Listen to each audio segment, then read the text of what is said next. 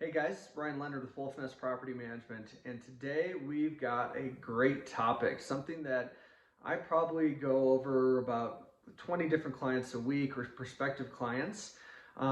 Should I rent my property or should I sell my property? So there's a couple different things to look at when you're considering. Really the circumstances I think is always, number one. Are you relocating for work for the next couple years, but with an end goal of moving back here in Utah?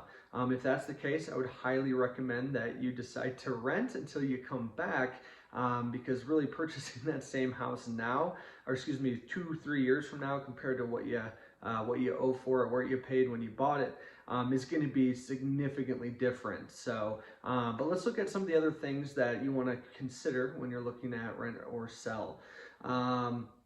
First of all, it's going to be daunting.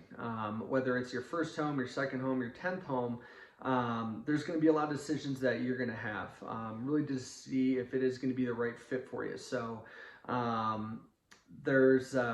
want to look at the data. I think that's the biggest thing too, and look at time of year. If it's the off season as far as the real estate market, it's November, December, it may be worthwhile to try to hold on to it for a couple months before you put it on the market, to sell at that time, if that's a possibility. But let's just kind of look at some of the biggest things affecting that decision, right? Show me the money. That's the big one. What is my home worth today if I were to sell it?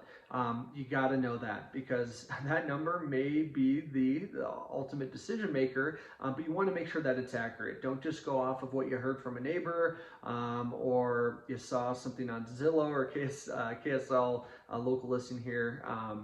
Yeah, make sure you get a professional CMA from a real estate agent, from a broker, to know what the home could potentially sell for, and looking at comps.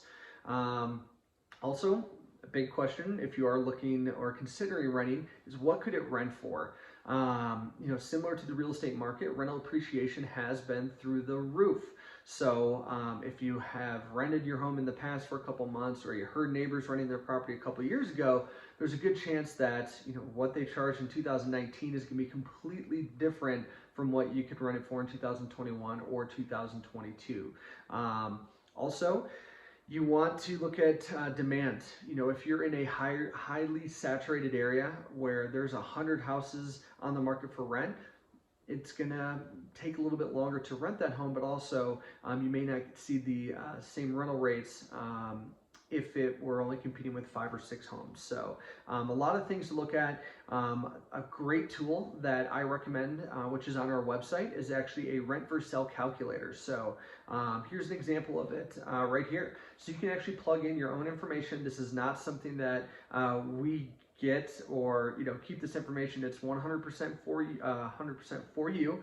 You can put in your loan amount, your interest, and really some other factors like potential maintenance charges. Do you want to have a maintenance budget? Taxes, insurance, all that stuff you plug into this calculator, and it's going to give you really an estimate of, okay, should I rent or should I sell? Or maybe not sell this year, sell next year, or sell right now.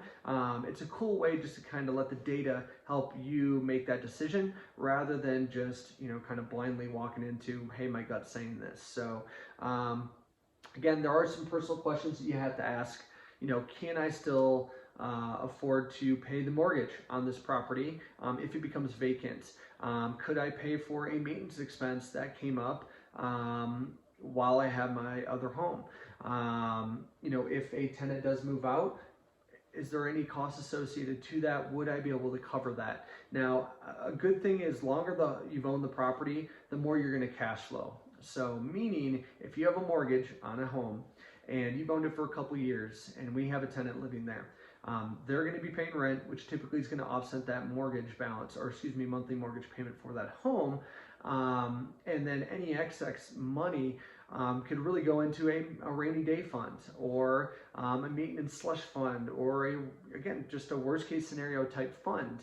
And I always like to look at it this way. Even if you break even on your rental property, meaning the tenant's rent offsets any expenses you have, like the mortgage payment, a management fee, or maintenance costs, breaking even is a great thing, because if the home appreciates another 13% in the next year, and you have a tenant paying that mortgage, that's just money in the bank. And you know, $2,000 a month in a mortgage payment offset by that tenant, that's $24,000 at the end of the year off that loan balance, plus the appreciation that you have. You know, it's going to be a great thing if you can sell it, you know, a year later, if you can make it work. But at the end of the day, you got to make sure the numbers work. So if you have any questions, get your facts straight. Again, make sure you're getting the accurate information from a real estate agent or from a broker for that CMA. Don't just go off of Zillow or what you heard from a neighbor for what it could rent for. Get some real information, making sure that it is accurate and almost conservative, especially with that rental rate. You don't want to put yourself in a bad position.